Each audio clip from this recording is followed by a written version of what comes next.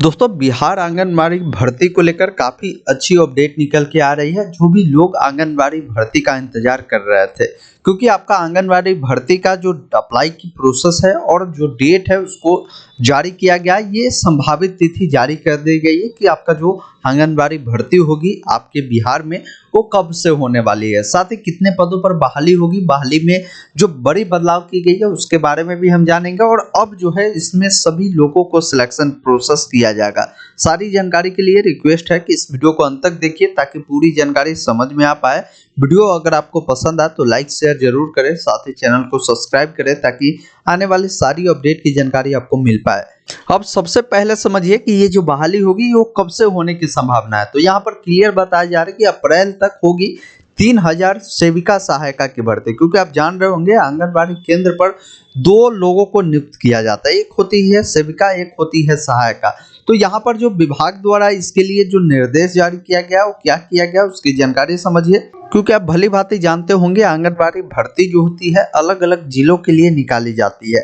पहले क्या होता था, पुराने नियम को भी आप समझिए और नए नियम क्या बनाए गए उसके बारे में भी समझिए। देखिए पुराने नियम के अनुसार इसकी जो बहाली होती थी ये ऑफलाइन माध्यम से होती थी। मुखिया, वार्ड पार्षद, पंचायत समिति ऐसे लोग क्या करते थे, मिलकर आंगनबाड़ी में नियुक्त करवा देते थे पैसा के बदौलत। लेकिन अब इसको पूरी तरीके से बदल दी गई है। अब आपको क्या होगा कि अभी विभाग क्या कर रही है कि जितने भी जिले हैं सभी जिलों से इसका डाटा मांग रही है कि किस जिले में आंगनबाड़ी केंद्र कितने बनाए गए हैं और साथ ही किस आंगनबाड़ी केंद्र पर पढ़ाई का काम चल रहा है और किस पे अभी सेविका सहायिका की जो पद है वो खाली है। तो जो भी केंद्र ऐसे पाए जा रहे हैं जहां पर सेविका सहायिका की सीट खाली होगी वहां पर अब आवेदन प्रक्रिया ऑनलाइन माध्यम से लिया जाएगा। जैसे अगर मान लीजिए जिस जिले के लिए बहाली आएगी उस जिले के लिए ये ऑनलाइन फॉर्म आएगा, उस जिले के निवासी ही इसके लिए आवेदन करेंगे। और खास बात ये होता है कि जिस ब्लॉक के लिए इस बहाली को निकाला जाता है उसी ब्लॉक के लोगों को और उसी वार्ड और जो भी पंचायत होते हैं उसी पंचायत के लोगों को वरीयता दी जाती है। ये नहीं कि अगर मान लीजिए आपका जिला कोई और है और किसी अन्य जिला में आप आवेदन करेंगे तो ये संभव नहीं होता है।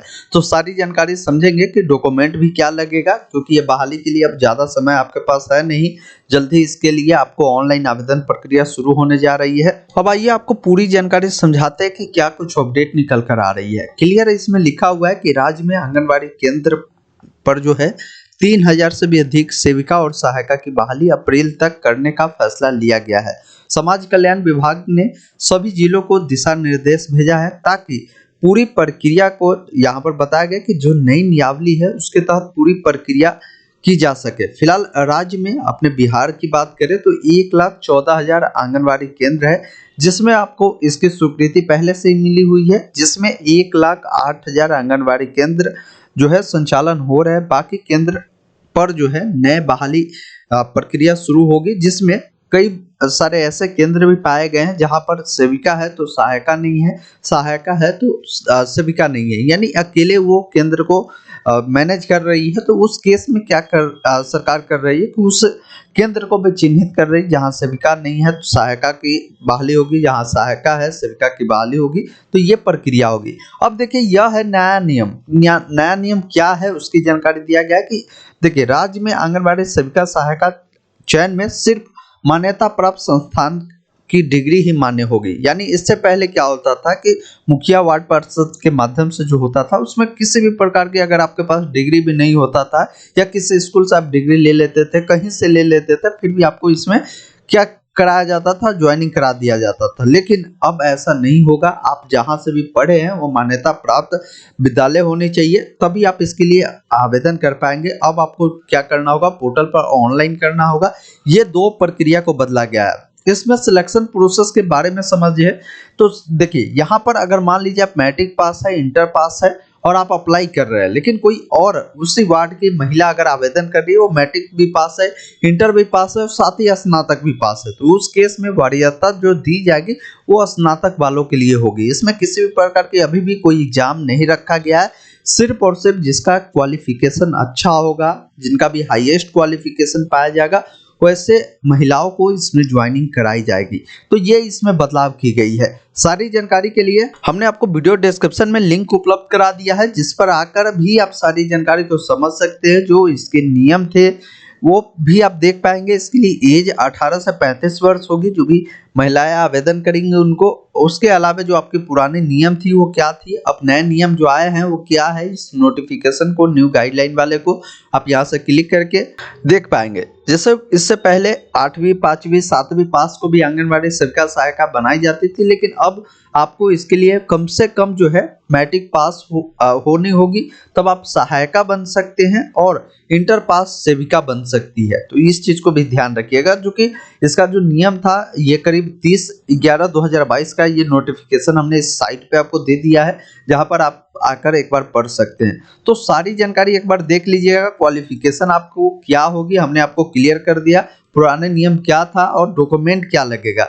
देखिए, इसके लिए ऑनलाइन आवेदन होगा और आप जान रहे होंगे जिस जिला जिस वार्ड के लिए बहाली होगी उसी वार्ड के आवेदक आवेदन करेंगे। तो इसको पहचानने के लिए सबसे महत्वपूर्ण दस्तावेज आपका वोटर आईडी कार्ड माना जाता है, आपका आधार कार्ड माना जाता है, आपका जो भी डिटेल होता है, जैसे योग्यता प्रमाण पत्र, मैट्रिक हो गया, इंटर हो गया, स्नातक है तो स्नातक का देंगे, निवास प्रमाण पत्र आपकी होनी चाहिए, जाति प्रमाण पत्र होनी चाहिए, आय प्रमाण पत्र होनी चाहिए।